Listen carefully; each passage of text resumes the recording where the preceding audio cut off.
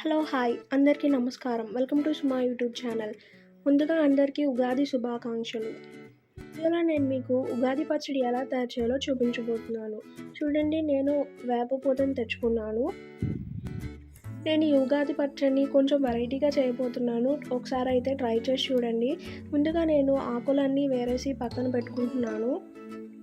చూడండి, ఇలా ఆకులని ఏరుకున్న తర్వాత మనం వేప పూతని ఇలా చేతిలోకి తీసుకొని ఇలా గుండ్రంగా తిప్పుతూ మనం దాంట్లో ఉన్న పుల్లలన్నిటిని తీసేసుకోవచ్చు. మనకు తెలియక మనం అందరం వేప పూతని అలా పూలుగా వేసేసుకుంటాం కదా. అలా కాకుండా ఇలా చేసుకుంటే మనకి పచ్చడి చాలా అంటే చాలా టేస్టీగా ఉంటుంది.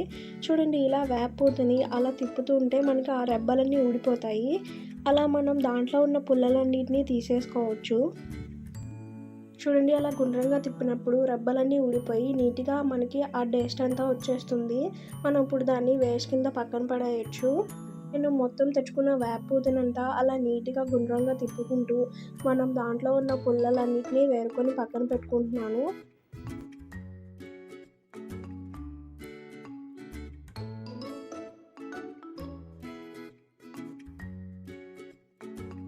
చూడండి, నేను ఇందాక తెచ్చుకున్న వేప పూతనంతా ఇందాక మనం చేసుకున్నట్టు అలా తిప్పుతూ చేసుకున్న తర్వాత మనం ఒక చాటలోకి లేకపోతే ఒక ప్లేట్లోకి తీసుకొని మనం ఇలా చెరిగితే ఇలా మనకి వేప పూతలోని టేస్ట్ అంతా వెనక్కి వెళ్ళిపోయి మనకి ఇలా పూల రెబ్బలు మాత్రమే చక్కగా వస్తాయి. చూడండి, ఎంత సాఫ్ట్గా ఎంత నీట్గా ఉందో, డస్ట్ అనేది లేకుండా.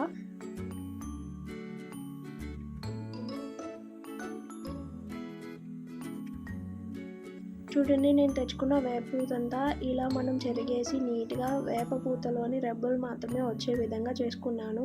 ఎటువంటి డస్ట్ లేకుండా ఇంకా పుల్లలు లేకుండా చాలా అంటే చాలా నీట్గా సాఫ్ట్గా డస్ట్ లేకుండా బాగా వచ్చింది.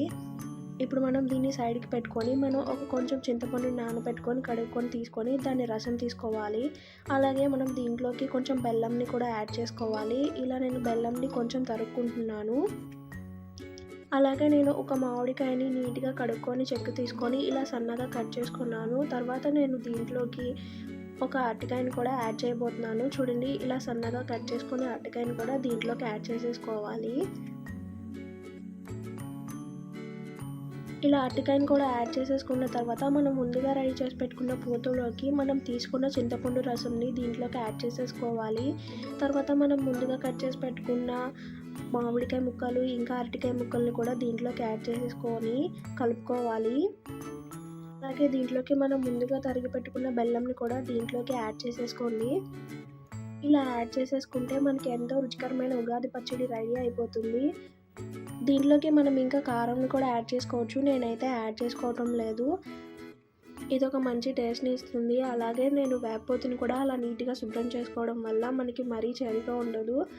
కొంచెం తీయగా పుల్లగా ఉంటుంది కాబట్టి అందరూ ఇష్టంగా తింటారు. పిల్లలు కూడా చాలా అంటే చాలా ఇష్టంగా తింటారు. ఒకసారి ట్రై చేసి చూడండి. అలాగే మనం ఇలా చేసుకొని తినడం వల్ల వేపపూత కూడా మనం ఎక్కువ తింటే ఆరోగ్యానికి కూడా చాలా మంచిది. ఇది తీయగా ఉంటుంది కాబట్టి పిల్లలు కూడా ఇష్టంగా తింటారు. ఒకసారి అయితే ట్రై చేసి చూడండి.